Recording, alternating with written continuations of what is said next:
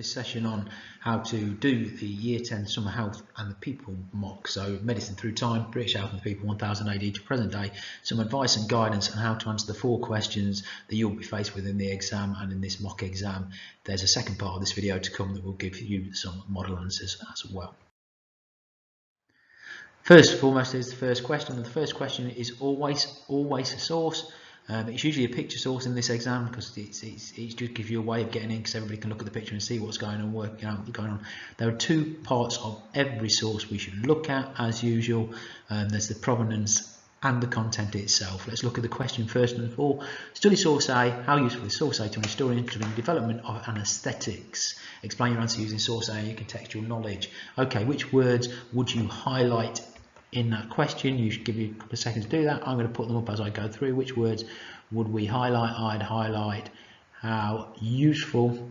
There you go, it's a key question. And I'd highlight explain. And then I would go, what do we need to know? It's for anaesthetics. So automatically my brain's going, what do I know about anaesthetics? What can I remember about anaesthetics? Now look at the source itself. In the source you've got this bit. This is the content, is what it actually shows, and in the source we can see somebody having what looks to be some work done on their foot. They look to be unconscious. There's a man standing here, maybe with this guy here is holding some kind of rag, which maybe is administered the anaesthetic. We start to get some clues about what's going on, but if we read the provenance we get even more. A drawing from the 1860s, automatically we're going ether, chloroform, development in anaesthetic, Hannah Greener's death from a chloroform overdose during an operation. Excellent. Hannah Greener, we've heard of her, we know what's going on, we know that she struggled with the chloroform and didn't wake up from that. We know one of the biggest problems with chloroform, you could be going too much. So things we can think about, which words we highlighted. What can be inferred from the source? Inferred, great word. It means suggestion. What can be suggested from this source? What does it show us? How do we read between the lines? Is this saying, well, obvious thing is he's chloroformed her, she's ill. That's direct. Inference. Chloroform is very dangerous. Operations in the 1860s are very dangerous. They don't really know what they're doing. Yeah, simple operations like an ingrown toenail can lead to death. All about what? How complete is the source? Does it show us everything? Well, no, because by this point we know chloroform was becoming famous. Queen Victoria being given it by John Snow in 1857.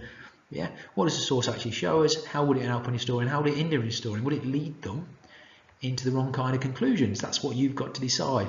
Then contextually, how important is provenance? Very important. When is it set? How does it fit with your time?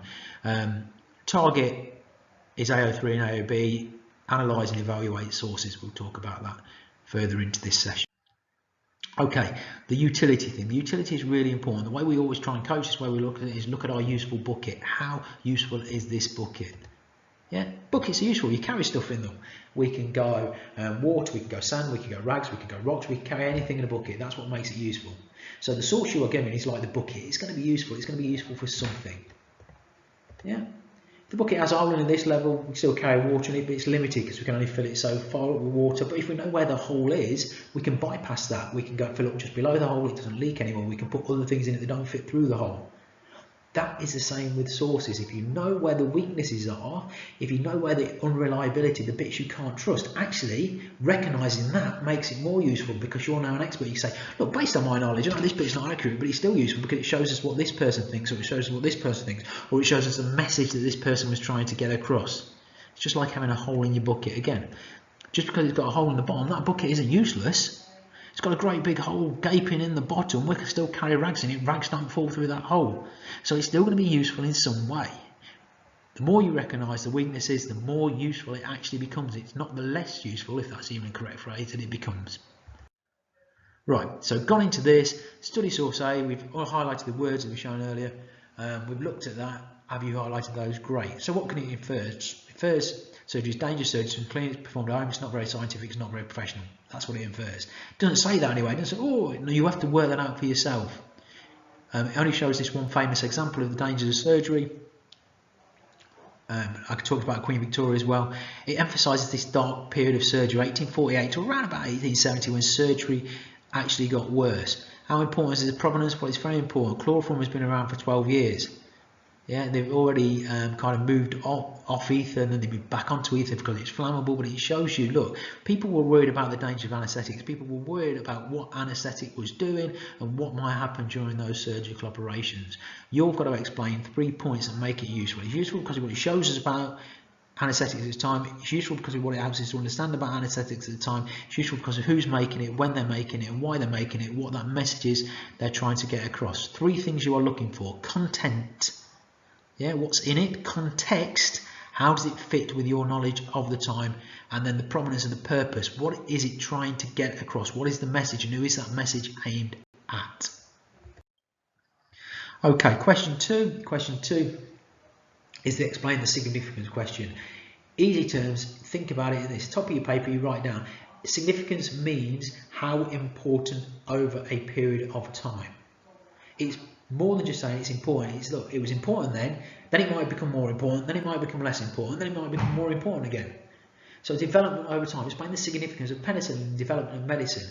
Well, automatically in your head, you're thinking this: where does penicillin fit? Is it more important or less important than other discoveries?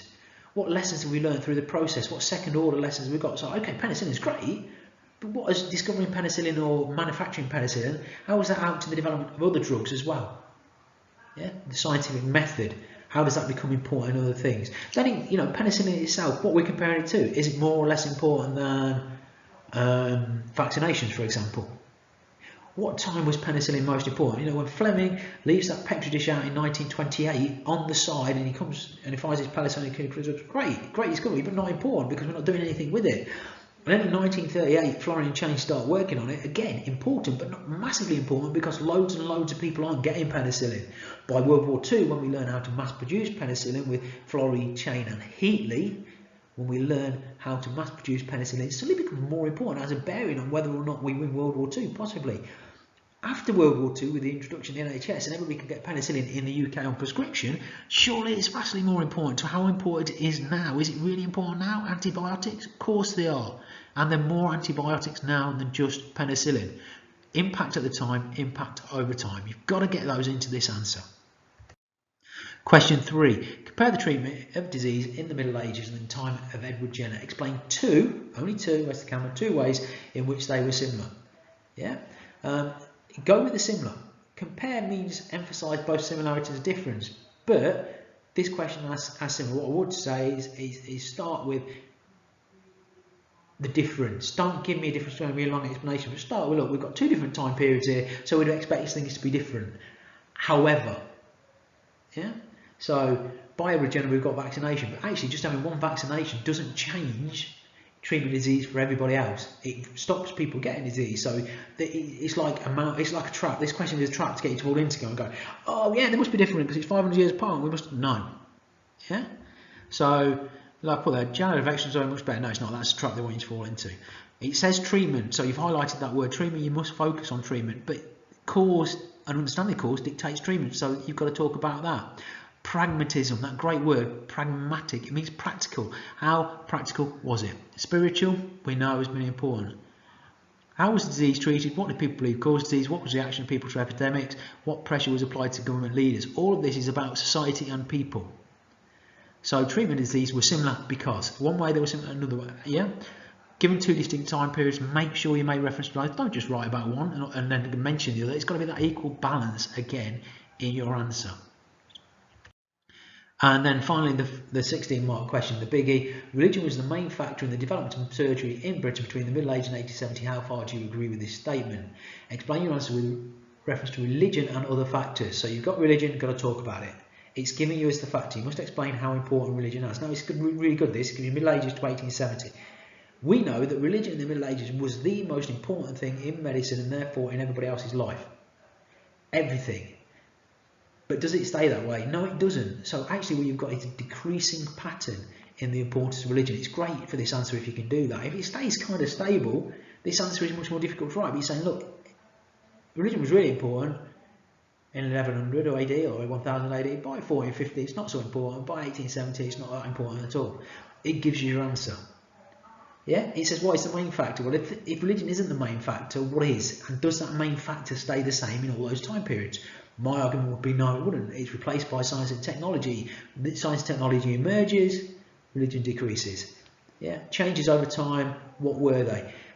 Range. You must use the entire time period. You must talk about things from the Middle Ages, from the Renaissance, right up to 1870. Don't miss a period out because you can't think of anything. You've got to get something in there. Equally on this paper, you get your 4 marks for spelling, punctuation and grammar, and they must be in there. Essay question, 5 paragraphs. A little bit of an introduction, 3 main paragraphs comparing factors, linking factors, and your reinforced conclusion. Whatever you say in your introduction, you must say in your conclusion. We've got a few more examples here. Individuals, government, investment, science and technology. This one here is really important. Let me highlight it for you, sorry. Improvements, pace, rapid, slow. What's the change? All the same, all the time. And then this bit, as religion decreases, what becomes important? What replaces it? You've got to have those into your answer. You've got to show that you understand those things in order to get top marks on this. Right, let's look at some model answers for this British Alphabet People mock. So, in the first answer, the question was how useful. So you've got to stick to answering how useful was it. Please note straight away I've highlighted 1, 2, 3, 4, 5 times minimum. I've used the word useful in my answer. Why have I done that? Because that's the question I was asked. How useful is it? What is it useful for? Come up with some kind of judgment how useful it is. What have I written? Well, if we read through, source A is very useful to historians. Opening gambit, very useful. I'm saying it's very useful. Yeah, to an historian studying the history of anaesthetic. Words of the question, always use them. It is taken from very early in the development of anaesthetics, shortly after Simpson's discovery of chloroform in 1848. That's me showing the person reading this, I know what was going on in the time period. I've got a key date in there, but contextual knowledge. The source is very useful, reiteration, because it shows that 20 years later anaesthetics were still very dangerous. Now I've rounded up the 12 years there. Why? Just because 20 years sounded a little bit better in the answer. The source is useful because it would help an historian to understand the dangers of early surgery. Here we see that anaesthetic was very much trial and error. I can infer that from the source. It's trial and error. There's the guy in the source with the rag. I can even write on that bit. From the source, you can see the guy with the rag. And could result in death, in this case, Hannah Greener. Furthermore, what a great historical word that is. Look at this. I'm adding another point to that. I'm extending the range of my answer. Furthermore, the source would be useful in showing how anaesthetic itself was administered before John Snow, key knowledge, introduced a regulator to avoid accidental overdose. We can see a bottle of chloroform and the handkerchief used to anaesthetise the girl. Some people and patients would have become scared of this relatively new invention, so the source helps us to understand some of the objections to anaesthetic. Now you could put helps an historian to understand in there just to make that bit sound a little better. It would also fit with the period, this context, it also fit with the period 1847 to 70 being known as the Black Period of surgery. I know that more people died. And anaesthetic actually made surgery more dangerous until antiseptic and aseptic surgery was introduced just after the time of the source by surgeons like Joseph Lister. Where does it fit contextually? I'm putting in that all the time. Where did it fit contextually? Next bit is all about purpose. What is the author trying to achieve, or the artist in this case? The source seemingly has the intention of scaring the audience and creating doubt as to the safety of anaesthetic, which again highlights the limited understanding of anaesthetics at this time. However, the source does have some limitations because it's not a complete picture. It does not show the work of John Snow or highlight the objections to anaesthetic or other dangers such as it being ether being highly flammable. Nevertheless, the source remains useful. Now that's really important. This is my final point. Nevertheless, the source remains useful as it records accurately the problems with early anaesthetic surgery and particularly chloroform. We marked these independently, so I wrote these that were sent off to another history teacher. They marked them independently and this is the feedback they give. Top marks here, 8 marks, I have 8. Use of the source is very good. Use of the source, very good. Good use of context and knowledge of the period is shown. Links clearly to the fact this was the Black Period of surgery and considers limitations. Now the limitations thing is the thing you have to be really careful of. Please note I've only used one limitation there. You use more than one limitation, you're not answering how useful the source is, you're saying how reliable or ways it's not useful. How useful is it? These are the things we can use it for. These are the things the historian would find helpful. These are the things that the historian would compare to from their own knowledge. That's the answer to this question. That's how it needs to be phrased. So question 2 is always this significance question. Remember, significance is like saying what really, really important. You know, think about it as the most significant feature on my face, probably my nose. It's not necessarily the most important, but it's certainly the biggest. It sticks out, gets sunburnt all the time. How significant is it? Right, so the question was about penicillin, and arguably here what I've done is try and break that answer down into 4 shortish paragraphs to get myself 8 marks in that answer. Penicillin is highly important in the history of medicine. It's the world's first antibiotic. Strong statement at the start. This is the world's first antibiotic. It's got to be important then, hasn't it? Meaning it can target and eradicate specific infections such as sepsis in the body. It kills infection. This has led to countless lives being saved, and Allied success in World War II is attributed to penicillin by some historians. Saying that is important, some historians think it's that important, we won World War II because of it. Significance. Before penicillin, people relied on sulfonamide drugs, and in fact Fleming had been studying lysozyme from tears before he accidentally discovered penicillin in 1928. So there were other things, sulfonamide drugs, particularly in Germany, Gerhard Domag, and then Fleming himself wasn't working on penicillin, it was chance event, remember those factors, chance event, he was working on lysozyme, which is the stuff in your tears that is naturally antiseptic. So just why I put that in, is it massively relevant to the question? No. Is it good contextual knowledge? Does it make me sound clever? Yes. Right, the real significance of penicillin didn't become apparent until 10 years later. What I'm highlighting there is a time thing. It's not the same always. There's times when it's more important. Like I said, when Fleming discovered it, meh, he wrote about it, not a lot done with it. 10 years later, they started to try and be able to work it. When Florey Chain were eventually able to mass produce penicillin. Now, when I wrote this answer, I forgot Heatley. Everybody always forgets Heatley. And the reason they forget Heatley is because when they gave them the Nobel Prize for penicillin, you can only have 3 names on it. So Florey Chain and Fleming got it, and Heatley is missed out. Heatley is really, really important in the mass production of penicillin, but is one of those forgotten men in history. Showing it could be fight infection by testing on Albert Alexander, again contextual knowledge. Penicillin therefore had an impact on World War II, as injured American soldiers could return to combat much quicker than Germans who were reliant on sulfonamide drugs. So it's kind of important. Following World War II, penicillin would become available on the NHS. Now here again I'm saying it becomes even more important, no doubt saving hundreds of thousands if not even millions of lives. This is because with the American investment, Florey Chain were able to mass produce it. It was so significant they won the Nobel Prize. See, linking there, good linking to its longer term use. Short term, long term, mid term, get it in there. Furthermore, there it is again, that great historical word. Furthermore, penicillin was important because this breakthrough over time encouraged others to continue research into what they call magic bullets to fight disease and infection. Penicillin has since been found to cause problems for those people who are allergic to it, which has enabled scientists to develop new antibiotics. Look, this is how important it's been. People have worked with it, they've tested it, worked out, they've come up with better versions of it. These are cheaply available worldwide, and therefore penicillin has global impact. See, not just in Britain, global impact. I'm accessing how significant it is in terms of fighting infection and saving life. Penicillin is significant because it's a cheap and effective way to fight infection in low-income countries, whereas in richer countries it has made recovery from surgery infection almost routine. Again, connecting it all together, solid knowledge, showing that it's been important over time. And then always have some kind of conclusion. Overall, penicillin is important in the history of medicine as it finally solved the problem of infection. It targets and kills specific microbes or germs. Thanks to Florey Chain, it can be mass produced cheaply. And there, the crux of this, the final little top bit, to get me into that top mark, it is comparable to Pasteur's proof of germ theory in the way it has affected medicine. I picked up another really important thing and said, you know, this is almost as important as that. It's comparable. These are the most important breakthroughs in medicine. Compare, over time, answer. Okay, question 3, that comparison question is probably the hardest question on there.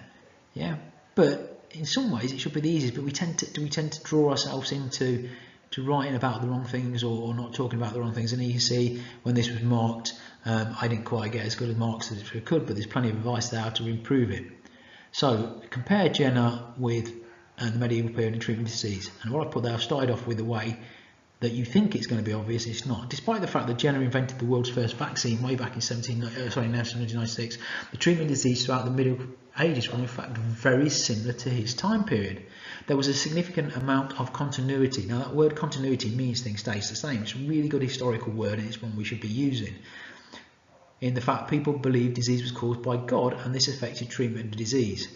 For example, in the Great Plague in 1665, and also later on, you can see how many people responded to Jenner's vaccine as they believed it was against God. So key points from the time and how it fits in. Therefore, hospitals were set up in both time periods, but often concentrating on care, not specific treatment. There was some question of beliefs during the Renaissance because of the work of Vesalius Harvey and later Jenner, who began to introduce the importance of scientific research. Now, when this was marked, it said, good use of the word continuity, good information about God, but be careful of the questioning bit. You don't necessarily need to include that. If people did not believe in disease was caused by God, then they believed in miasmas, which were bad smells in the air. Contextual knowledge, keep dripping it in. This was evidence at the time of Jenner influenced the treatment of disease as it did during outbreaks of plague in the Middle Ages. With this continuity in the ideas about causes, there was continuity in the ideas about treatment. So I've linked those two together. If we know, or we think we know what causes disease, it affects the way we treated it. People had a whole range of experts they could see for treatment, ranging from professionals trained at universities like Padua, again, context, to wise women involved surgeons and quacks. The sale of homemade remedies, some practical and some dangerous, were prevalent, common throughout this time period. It's arguable that this time period was seen change due to the influence of people like Hunter and King Charles II to set up the Royal Society. So I'm trying to put in, yeah, there were some, but it mainly stays the same. However, Charles himself shows a similarity between two time periods. During the illness that led to his death, Charles was treated in every way possible, natural and supernatural, ranging from the most common treatment during this time, bloodletting, idea of 4 humours, and related to praying, cures like the Bezoar stone. Therefore, because people did not know what caused disease, treatment often relied on trial and error, and the markers put in there would make a bit more of this, extend that point. Whilst people were beginning to move away from ideas of ancient Greece such as the 4 humours, they were still considering other Hippocratic ideas like clinical observation. The markers put good use of Charles's case study, good to focus on continuity as key word is. So it's that constant, we're looking at the similar. Overall, because ideas about cause of disease were constant, so were treatments. Therefore, many objected to Jenner's as it was against God's natural law. People still followed old ideas, and quack medicine was used in both time periods. Many people still believed in the king's touch and would cure disease like scrofula. That's the end of my answer. What the marker said is this. Maybe you should have mentioned more about surgery here as a treatment, which was a constant and could be used as a separate point, to emphasise the need for 3 separate points. This answer was based on the old style of question where they wanted 3 points. Remember, it's 2 points now, so could have put that in, didn't need it, don't know. Paragraph 1 would therefore be treatments based on holistic care rather than healing, the role of the Catholic Church and hospitals and belief God to heal. Paragraph 2 are natural remedies for 4 humours, Galen, the properties, and little in terms of treatment. And paragraph 3 may be surgery and look at the 18th and 19th century. Although it's correct, they don't necessarily need to discuss things what did change here. That's what the marker said. So you see, this answer does cause problems even for us that are teaching it and as experts at it. That answer was probably 6 out of 8. You can clearly do a lot better on that. Question 4, the essay question. Religion was manufactured in the development of surgery between the Middle Ages and 1870. Do you agree? Now, again, this answer requires you to think about the factors. The factors are religion, war, individuals, chance, government, science and technology. Yeah, Ron Weasley is ginger and that is so cool. Remember that?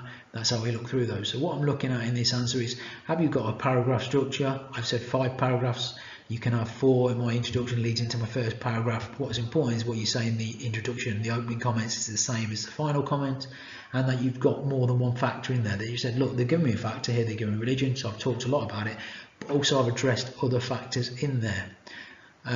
We've highlighted some bits just to show where it picks up certainly extra marks. We tried to give it commentary as well. Let's just have a go through the answer. There have certainly been periods between 1000 and 1870 AD when religion has been the most important factor in the development of surgery. Great, opening gambit. I'm saying there's been times when it has been the most important. Arguably, religion was the most important factor in society, and therefore its influence on early surgery was huge. The church was the guardian of all knowledge, and therefore in the Middle Ages it controlled what was taught and what medicines could and could not be practiced.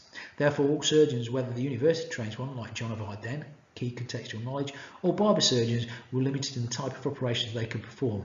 Therefore, little dissection was practiced, and the knowledge of surgery upon relatively simple operations and amputations meant surgery did not progress. Furthermore, surgeons were feared and seen as little more than butchers. On the other hand, the dominance of religions was significantly less gradually eroded from the Renaissance and into the Industrial Revolution, which meant other factors became significantly more important in the development of surgery. So you've got a summary there of knowledge saying, look, religion was really important, but then it became less important. So what the rest of the essay should prove is that yes, it was, but it becomes less important over time. What the conclusion should say is, yes, it was, but then it becomes less important over time.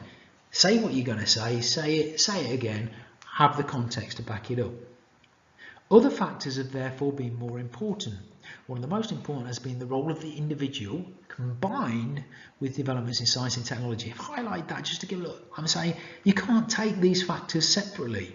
They come together, they group together one with the other. So I'm showing I can understand that link and I can promote that link. Level 4 thinking.